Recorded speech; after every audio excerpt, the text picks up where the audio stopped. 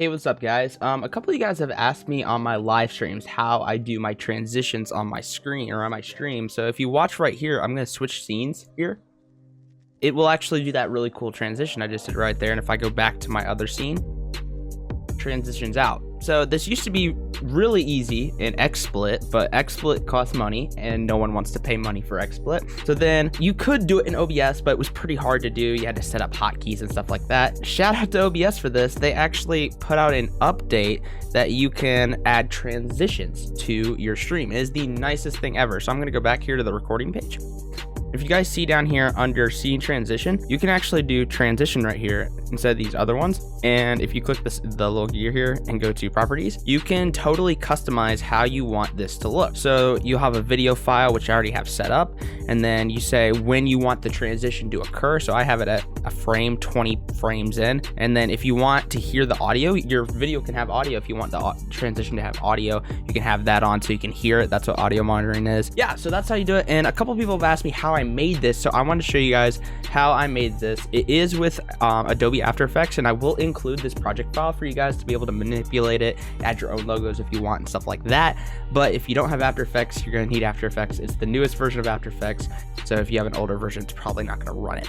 But let's take a look here. So I have the project file here, and it's super simple. All it is it's my logo on top, and then we have a bunch of circles. So as we go through, they zoom in and then they just zoom back out. So let's just go through the basics real quick of how to do this. It's super simple. I'm just gonna make a new composition, and I'm gonna make it, I think I made this other one like 2 seconds long. You don't want it to be too long or it's not going to a really awkward pause while your scene's transitioning. So right here we got our scene set up.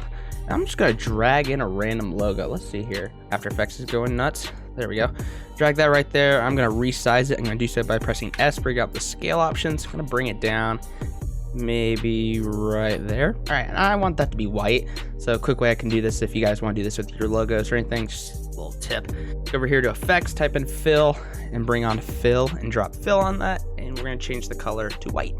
So now let's get to animating this. So what I want to do is I want to zoom in and then zoom back out. So about maybe 25 seconds in, 25 frames in, excuse me. I'm gonna hit the scale keyframe option right here. I'm gonna drop a keyframe right there. I'm gonna go to the beginning, and I want it to be 0 right there. So that way it zooms in, and then we want to go back out. We'll make it drop a little before the end. So like right here. So 0. Now, if we watch this back at full speed, that doesn't look very animated or lively. So let's add a little animation to it. So the first thing I'm gonna do is I'm gonna highlight these key points. And if you're on a keyboard, I know with Mac it's a little bit harder to do, but with the Windows keyboard, just press F9. And if you're on Mac, then just right click on it and go to Keyframe Assistant and go to Easy Ease, and it will make them like that. And if we play it back now, it looks a little better, but I like to really customize it and give it a really good look. So this is next level animating right here. We're gonna click on scale, and we're gonna click on the graph editor right here. So right here, this is the graph of what the speed will be with the graph. If yours doesn't look like this, yours might look like this. Just come down here and change it to the speed graph. If you edit the speed graph, you can change the values and it won't mess up the animation. If you edit the value graph, you gotta redo it every time you change the settings. So be on the speed graph, right? We are here. And what I'm gonna do is I'm gonna actually bring this one right here. I'm gonna like stretch this out. So I'm gonna bring this one like this way, and we'll bring this one like this way.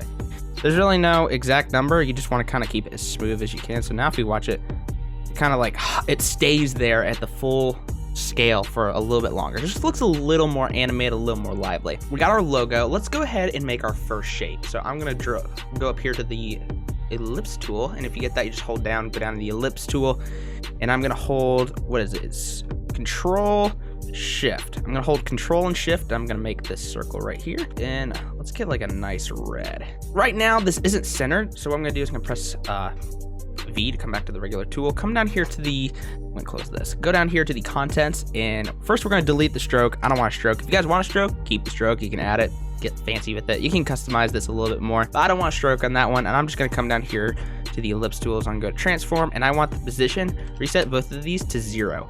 And this should put it exactly in the center of your screen, which looks a lot better than off to the side. So we're gonna drop this under the phase logo. Come here so we can see it, and we're gonna scale this under ellipse path right here. We're gonna change the size to maybe like about right there. You know what? I'm actually gonna, the phase logo is a little up, so I'm gonna come here and I'm gonna click on the phase logo. I'm gonna press A, and on the second number, I'm gonna bring it down a little bit, just like make it look a little more centered. That looks better. And that's the anchor point. Let's come back to here. Maybe that's a good size to start with, so we'll leave that size, and that's done. And then we'll come into here, click on shape layer, and we're gonna just name this. I'll name this one just first. I'll just name it circle 1. And then I'm gonna click on it and press S. And again, I like to keep things nice and even, so I'm gonna click on the phase logo here. I'm gonna press U, so I see that this key point is right here. I'm gonna click down here and add it right there, just so it's lined up and it looks all nice and good. Come over here, I want it to be 0, and then same thing back over here. And it's just the same process right here. Right there, that looks good, but the phase logo comes out of it. So again, we're gonna highlight these, press F9, or again, right click and go to Keyframe Assistant, easy ease. And then we're gonna click into here and click on the graph editor and edit the graph again. What I'm actually gonna do is I'm gonna pull these out, so it will actually, if I do this, it's coming up quicker. So that means the circle will come up a little quicker before the logo. If I zoom in here, the circle comes up a little before the logo, but now see, it's outside of it again. So we're gonna do this. You just gotta do a little manipulating to get it to look how you want it. All right, there we go. Let's go back to fit and see how this looks. So that looks pretty good so far. Now that's just one circle, and what we want is we want to cover the entire screen. If we turn on transparency right here, we need that to cover the entire screen so that the transition can happen there. So what I'm gonna do is turn this back off, and this is what I was talking about with the scaling thing. It makes this super easy to do. I'm gonna come right here so I can see. I'm actually just gonna click on the circle one and hit Control D or Command D if you're on Mac and duplicate it. And then all I have to do is I'm gonna come down here, open it up, go to Contents, open up ellipse, and under ellipse path, all I need to do is adjust the size and the color. We'll make the second one white. Oop. We're actually gonna bring this under circle 1 too. There we go. So if I open it back up, now it's already animated because the scale is still the same. All I had to do is just readjust the size. And look at that. We got 2 circles that are zooming in and out, and that looks good. Again, same process. I'm gonna duplicate it, Command or Control D, bring it down. Once again, I'm gonna change the color. We'll make this one. Actually, no, I'm gonna make that same red. So we got red, and then we're gonna change the size. Just like that. And then I just keep repeating until I got a full screen. So I'm gonna just zoom through here real quick.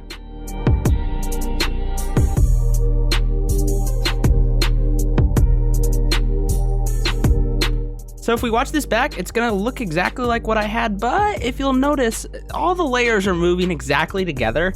And yeah, I mean, it looks very proportional. If you like that, by all means, you can stop right here and continue on to the next part, but I wanna kind of give it a little more life. So what we're gonna do is I'm gonna go into the second circle right here, the second layer. We're gonna press U, and under scale, we're gonna just manipulate the graph a little bit. So we're gonna bring this forward, we're gonna bring this forward, bring this back, bring this back a little bit, and then we'll do the same thing with the next one, next layer or circle below it. We're just kind of giving it a little bit of life and kind of making it a little not so, what's the word? It's just not repetitive. It gives it a little more spadazz or padazz, whatever you want to call it. So now if we watch it back, it just looks a little more animated, you know? And you can just keep going and messing around with all these settings just to get exactly what you're looking for. So that looks kind of cool. So we're gonna stop right there. We'll keep it there, and that's all I need. And we're gonna turn on the transparency grid just to make sure that it does indeed cover the full screen. It does. So we're gonna look 25 frames. I need to remember that later. About 25 frames in, that should be good. So we're done here. I'm actually gonna go ahead and save this. Make sure you save your project. And what we're gonna do is we're gonna open this up in Premiere. Hopefully you guys have Premiere. This will also work in Sony Vegas if you guys want to render in Sony Vegas. I like Premiere because what I'm about to show you, I can render out of Premiere with a transparent background, and I do not know how to do that with Sony Vegas. I'm more of a Premiere guy because that's what I use for all my client work. So I will show you how to do this with Premiere, but at the same time, if you guys find a video of how to render a video with a transparent background, by all means use Sony Vegas if that's what you guys are comfortable with. I'm gonna actually come to my stream assets. I already have a project file. Yeah, right here.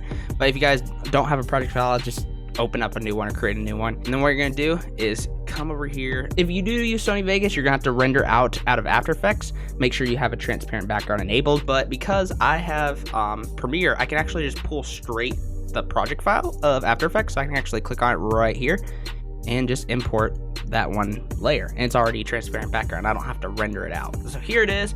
I'm gonna drag it down here, create a new sequence, and if we watch it back, I'm gonna zoom in. There it is. I need to render this with a transparent background. It's super simple to do.